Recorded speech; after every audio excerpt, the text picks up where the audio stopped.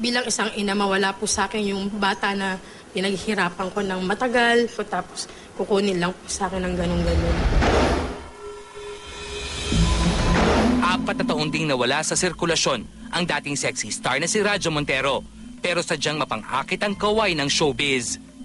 Sa ngayon maraming offer po na nagbibigay sa akin, saka parang panahon po ulit na parang magbalik ka na lang po ako sa showbiz. Sabi ko na hindi na ako tatanggap ng offer na sexy film, pero siguro po nasa limit na lang po. Hindi na po gaya ng dati.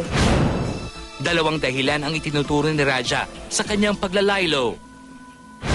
Una po kasi syempre nagkaanak po ako, tapos pangalawa na in love po ako. Ngunit ang hindi raw inaasahan ni Radja, ang 1 taong kulang na batang babaeng anak nila ng kanyang non-showbiz boyfriend ay itinakas nito. 2 years old na po siya ngayon. Kinuha po sa mama ko. Nasa trabaho po ako noon. Tapos parang nagpaalam siya sa akin kung pwede niya mabisita yung bata. Siyempre bilang ina po, ayoko naman na yung bata hindi niya makilala yung tatay niya na lumaki. Hinayaan ko naman po na, opo, hiwalay na po kami. Hinayaan ko naman na dalawin ng tatay yung bata kasi may sakit. Mula umano noong mawala ang anak noong Marso. O talaga po, kung sino-sino po yung taong nilapitan ko. Tapos March din po ako nagpail ng kaso. Saan pinagpalo? Una po dito po sa may Prisco Police Station. Pagpa-blatter muna ako sa barangay nila dun sa itiran po nila sa may Pilam. Tapos nilapit ko po sa korte sa City Hall po. Ang masakit daw para kay Radja, damay ang kanyang nakaraan sa showbiz. Nag-file po siya ng custody pero ang dami pong hinihiling sa akin ng korte na para daw mapatunayan ko na hindi daw po ako nagtatrabaho ng masama sa pelikula, kung talaga daw huminto na po ako. Nakilala naman niya ako, umpisa na nagtatrabaho ako sa showbiz. Hindi ko raw po mabibigyan ng magandang kinabukasan yung bata dahil hanggang sa paglaki ko, makikita daw po yung mga ginawa kong pelikula nung araw. Tapos nagkataon pa na minsan napasok po ako sa club.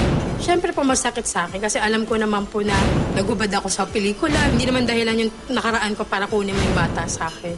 Dahil wala naman akong ginawang masama, part of ng trabaho ko lang po. Sa ngayon, sinisimulan ng baguhin ni Radja ang kanyang imahe upang sa kanya ipagkaloob ang kustodya ng anak. Sa ngayon po kasi sinara ko muna yung case sa amin dalawa dahil inuumpisahan ko po muna baguhin yung buhay ko. Para kung sakaling nalaban po ako ulit sa korte, mayroon na po akong panlaban sa kanya na hindi na po ganun kagrabe yung nakaraan kong trabaho. Panawagan ni Radja sa dating nobyo. Sana man lang, kung ayaw niya ibalik sa akin yung bata, sana man lang yung huwag niyang ipagdamot sa akin na makita ko yung bata dahil hindi ko naman po pinagdamot sa kanya yung bata. Kahit pinabayaan po niya ako ng mga panahon na nagbubuntis ako sa anak ko. Pero handa ba niyang iparaya ang anak sa dating kasintahan? Siyempre po hindi. Pero kung alam po natin na kung saan mas gaganda yung buhay ng bata, bakit naman po hindi ko hahayaan? Basta nakikita ko lang po makasama yung bata.